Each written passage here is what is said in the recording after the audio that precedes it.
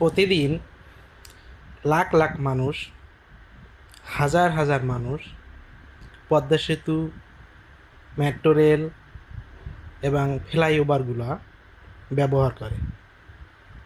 যারা এই ফ্লাইওভারে বা পদ্মা সেতু পারাপার হয়, মেট্রো রেল যারা ওঠে, তারা বুকে হাত রেখে বলতে পারেন যে যখন আপনারা এই জিনিসগুলো ব্যবহার করেন, মেট্রো রেলে যখন ওঠেন, তখন কার কথা মনে পড়ে? নিশ্চয়ই শেখ হাসিনার কথা মনে পড়ে।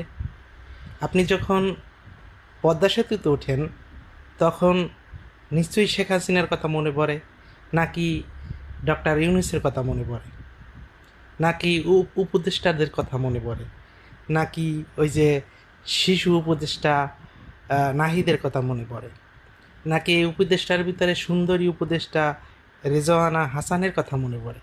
বুকে হাত রেখে বলেন তো কার কথা মনে পড়ে? নিশ্চয়ই শেখ হাসিনার কথা মনে পড়ে। এটাই শেখ হাসিনার কত 16 বছরের শাসন ছিল। আপনি যেখানে যান বাংলাদেশে, সেখানেই দেখবেন শেখ হাসিনাকে আপনার মনে করতেই হবে।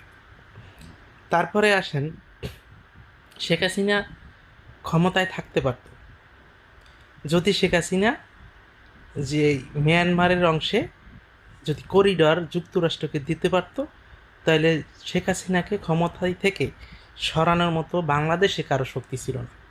এই কোঠা আন্দোলনও হতো না, আর শেখ হাসিনাকে ক্ষমতাও ছাড়তে হতো না।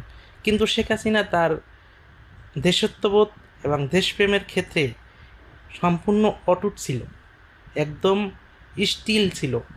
তিনি দেশের 1 ইঞ্চি মাটি বিক্রি করে ক্ষমতায় থাকতে রাজি ছিলেন না। তাই আজকে শেখ হাসিনা ক্ষমতাচ্যুত।